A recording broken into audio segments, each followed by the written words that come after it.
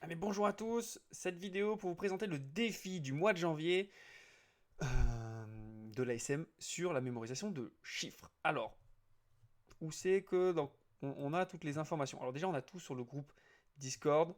Alors, comme c'était un peu dense et que j'ai eu plein de personnes, enfin plusieurs personnes qui me disent, bon, j'ai pas forcément tout compris, fais une vidéo pour expliquer la démarche à suivre. Donc déjà, étape 1, pourquoi ce défi? Ce défi, c'est sur les chiffres, ça représente 5 des 10 épreuves de notre championnat de France.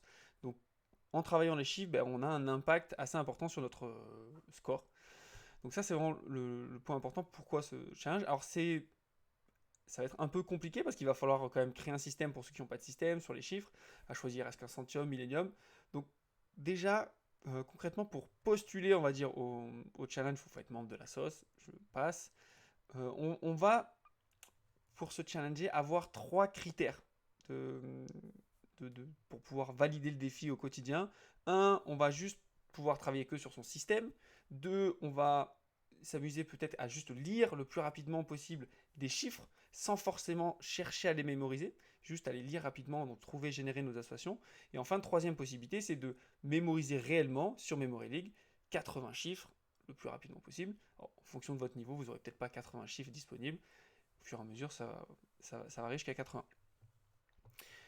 Donc, quand vous commencez à participer au challenge, vous allez sur le lien pré-remplir le formulaire. Donc, c'est celui-là. Vous arrivez, vous choisissez votre nom, l'épreuve, donc il n'y en a qu'une, c'est facile. Et vous choisissez si vous avez un centium ou millénium. Alors, si vous ne savez pas ce que vous avez, ça sera un centium, ce que vous allez créer. Euh, Après, je vous invite aussi à mettre votre meilleur temps sur Memory League. Alors, si vous n'avez jamais fait le Memory League, ben, vous mettez 0, hein, enfin 60 secondes, 0 chiffre. Ça peut être bien d'en tester un, mais bon, c'est très bien si vous mettez 0. Vous mettez le temps en secondes. Vous mettez, si vous avez déjà lu les chiffres, ben, vous mettez un temps. Si vous n'avez jamais lu, ben, vous mettez 0. Et, et votre pseudo sur Discord.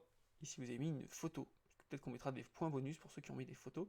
C'est quand même plus convivial d'avoir un Discord avec des gens avec des photos.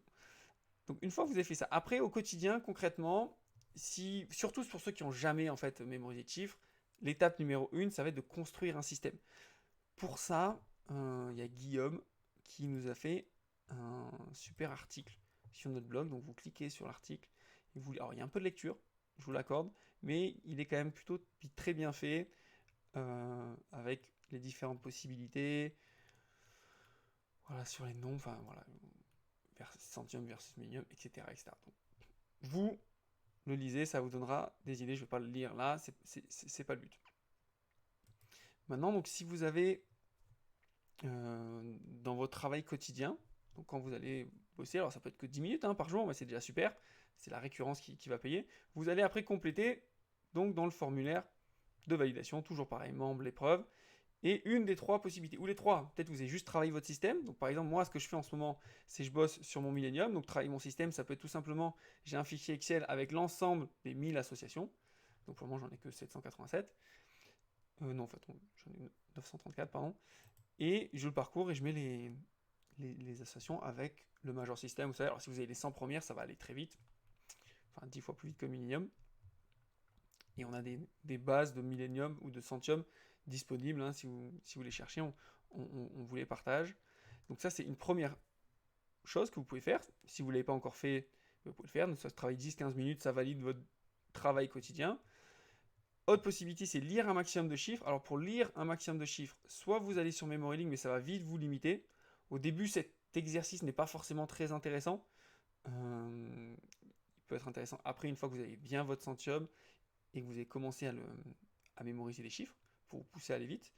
Mais quand vous aurez lu, vous aurez suffisamment d'expérience, vous pouvez utiliser plutôt le logiciel d'IAM, parce qu'il vous générera plus de chiffres. Parce que sinon, sur Memory, vous serez vite arrêté à 80 chiffres, et en une minute, j'espère que vous allez en lire plus. Donc là, vous mettez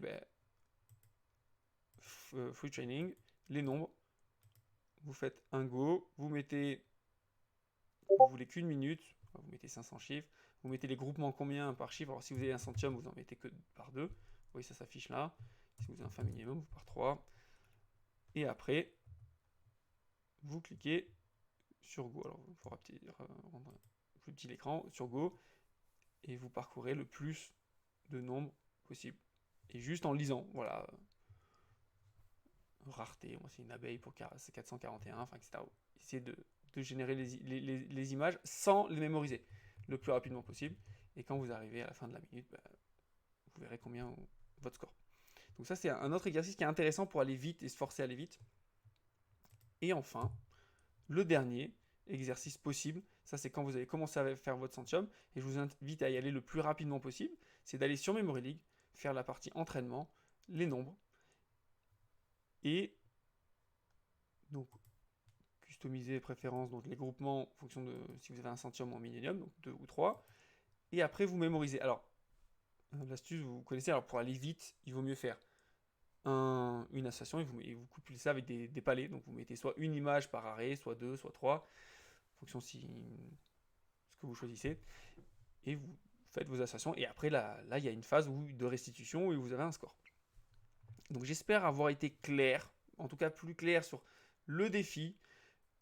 La régularité paye, ça c'est clair. Et c'est pour ça qu'on fait ces défis. Pensez à partager sur le channel de défis pour vous dire si vous avez des difficultés, partagez où vous en êtes et tout ça. Je vous souhaite une excellente pratique, un bon mois et à bientôt.